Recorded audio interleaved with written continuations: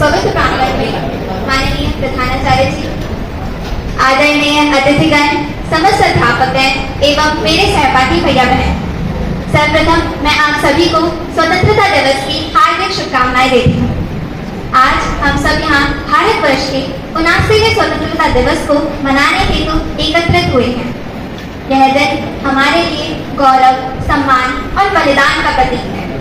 यह वही दिन है जब 1947 में हमारा देश आजाद हुआ तथा हमें ब्रिटिश शासन से मुक्ति मिली।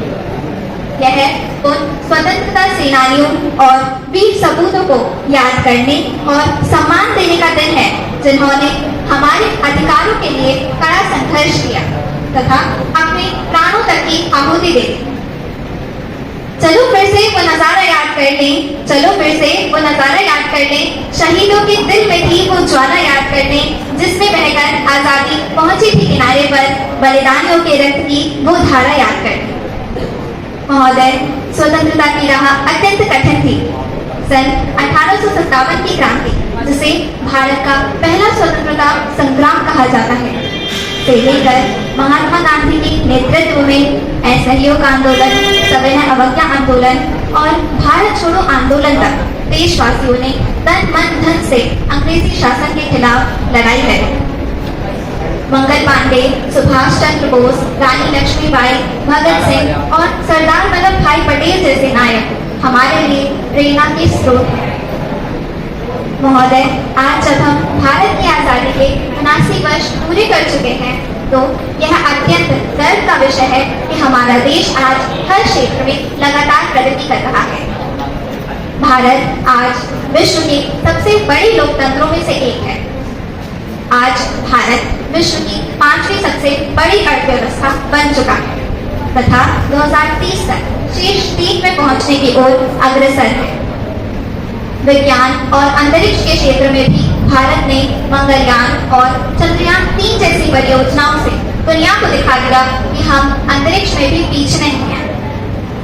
कोरोना महामारी के समय भारत ने अपनी दवाओं से पूरी दुनिया की मदद की।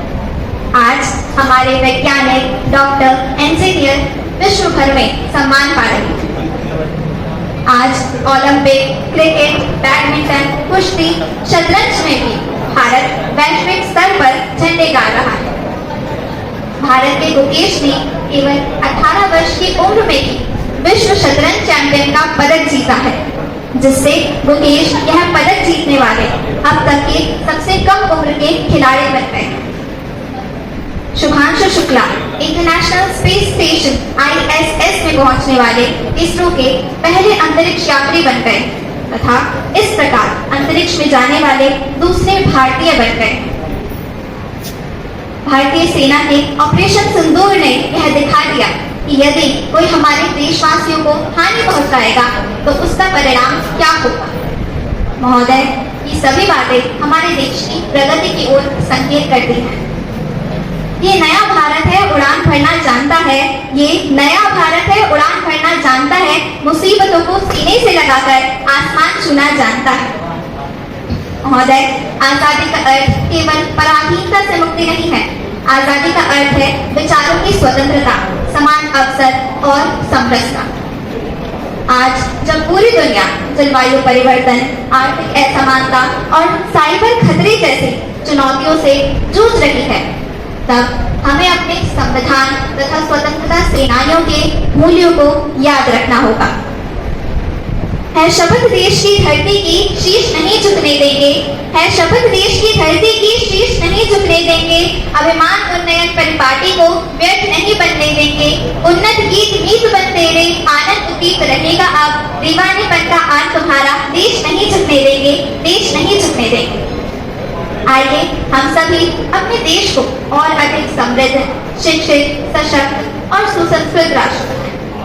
हमारे किसानों, सैनिकों, वैज्ञानिकों, शिक्षकों, डॉक्टरों तथा हर एक नागरिक को प्रणाम जो इस राष्ट्र को महान बनाने में जुटे हैं।